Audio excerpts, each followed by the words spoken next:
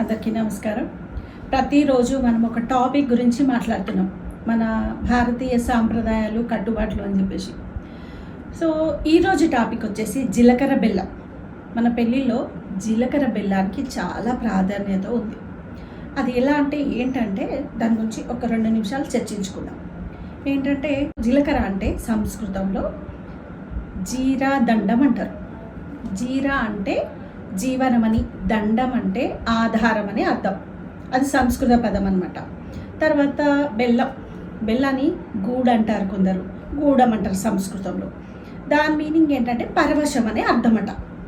So ఈ జీలకర్ర బెల్లానికి జీవన ఆధారంతో పరవశించేటువంటి తత్వం ఉంటుంది కాబట్టి జీలకర్ర బెల్లాన్ని 2 మేళవింపుతోని, అది ముఖ్య ఇంగ్రీడియంట్ అనమాట. పెళ్ళిలో ఎట్లయితే మంగళసూత్రానికి ఉంటుందో ప్రాధాన్యత, అంతకంటే ఎక్కువ జీలకర్ర బెల్లానికి ఉంది.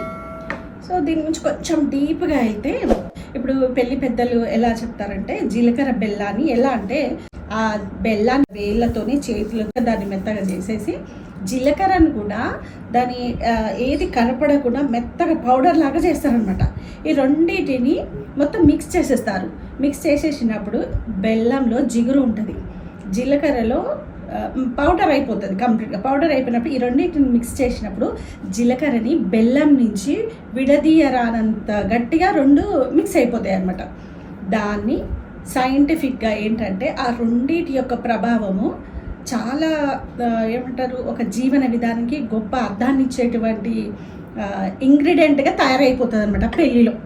ఏంటంటే మొదటగా పెళ్లి కొడుకు పెళ్లి కూతురు యొక్క నక్షత్రాలని పూజారి గారికి, పంతులు గారికి ఇచ్చి ఇద్దరి ఎలా ఉన్నాయి ఆ నక్షత్రాలని చెక్ చేసి, వారి యొక్క బాగా కలిసిన వర్గులు ఉన్నాయి, బాగున్నాయి అని చెప్పేసి ఆయన సెట్ చేస్తారనమాట. ముహూర్తం సెట్ చేసిన తర్వాత వాళ్ళు ఇంకా పెళ్లి రోజు వస్తుంది. పెళ్లి రోజు వచ్చిన తర్వాత ఫస్ట్ ఒక టైం నిర్ణయిస్తారు కదా ముహూర్తం అనేది.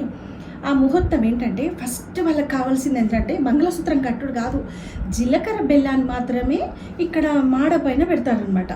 ఆ మాడ పైన ఎందుకు పెడతారంటే అదొక రీజన్. అక్కడ ఏముంటుంది, సహస్రార చక్రం అనేది ఈ స్కల్ పైన ఉంటుంది అనమాట. అది ఈ మన షట్చక్రాలలో 7వ చక్రం అనమాట. ఈ ఆజ్ఞా చక్రానికి పైన ఉండేది 7వ చక్రం, అది సహస్రార చక్రం అంటారు. అది చిన్నప్పుడు పుట్టినప్పుడు ఓపెన్ ఉంటుందట, పిల్లలకు మాటలు వచ్చే వరకు, ఐడెంటిఫై చేసే వరకు 3 months వరకు ఓపెనే ఉంటుందట. కానీ పెరుగుతూ ఉంటే మాడ క్లోజ్ అవుతుంది అని చెప్తారనమాట. అయిపోయిన తర్వాత ఈ పెళ్ళిలో అమ్మాయి అబ్బాయి మొదటగా ఎట్లా ఉండేది కల్చర్ మనది, పెళ్లి పెద్దలు చూసొచ్చి ఓకే అనుకున్న తర్వాత అమ్మాయి అబ్బాయి పెళ్లి పీటల మీదకి వచ్చిన తర్వాత ఇద్దరికి మధ్యలో ఒక తెల్లటి తెర పడతారు.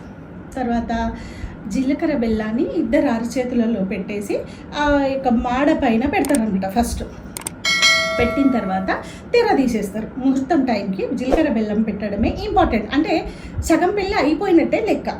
తర్వాత ఏం చేస్తారు, ఇద్దరు చూపులు ఇక్కడ బ్రుకటి పైన ఇద్దరు ఐ కాంటాక్ట్ అవుతారు అనమాట. తెర తొలగించగానే ఏమవుతుందంటే ఆ బ్రుకటి మధ్యలో ఇద్దరు చూపులు అప్పుడు చూసుకుంటారనమాట. ఇరువురు చూసుకున్నప్పుడు ఆజ్ఞా చక్రం అనేది ఆజ్ఞాపిస్తుందంట సహస్రారానికి. ఈ జీలకర్ర బెల్లం సైంటిఫిక్గా చాలా చలువనిస్తుంది, ఇద్దరిని ప్రేరేపించే విధంగా. అది అప్పుడు ఆ సూక్ష్మమైనటువంటి రంధ్రం ఓపెన్ అవుతుంది అన్నట్టు సహస్రారంలో.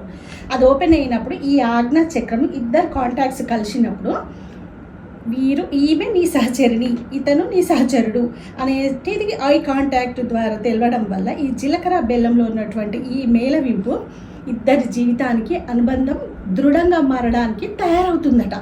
సో ఈ జీలకర్ర బెల్లం పెట్టడానికి ముఖ్యమైనటువంటి పద్ధతి అది యాక్చువల్గా. ఎందుకంటే వెనకటి రోజులలో పిల్లింటికి పిల్లగాడు, పిల్లగానింటికి పిల్ల అంటే పెళ్లి కూతురు పెళ్లి కొడుకు మొదట చూసుకోపోయేవాళ్ళు. పెద్దలు నిశ్చయించిన పెళ్లి చేసుకునేవాళ్ళు. ఆ పెళ్లి పీటల మీద ఒకరినొకరు చూసుకోవడము, ఆ జీలకర్ర బెల్లం పెట్టడం ద్వారా ప్రేమ, మైత్రి, అనుబంధము, ప్రేమానురాగాలు, ఆ జీలకర్ర బెల్లానికి ఉన్నటువంటి అనుబంధం ఎట్లా ఉంటుందో వీరు కూడా అట్లనే మొత్తం వాళ్ళ జీవితం అంతా కలిసిమెలిసి ఉంటారని ఆ పెద్దల నమ్మకం. సైంటిఫిక్ రీజన్ కూడా అదే అనమాట. సో జీలకర్ర బెల్లానికి ఉన్నటువంటి మహత్యం తెలిసింది కదా. సో జీలకర్ర బెల్లానికి ఉన్నటువంటి ఒక మహత్యం అంటే ఇదే అనమాట. మన ఇండియన్ కల్చర్ అలాంటిది అనమాట. సో ఇట్లాంటి సాంప్రదాయాలని మనం గౌరవిద్దాం. Please do subscribe ANR Studios.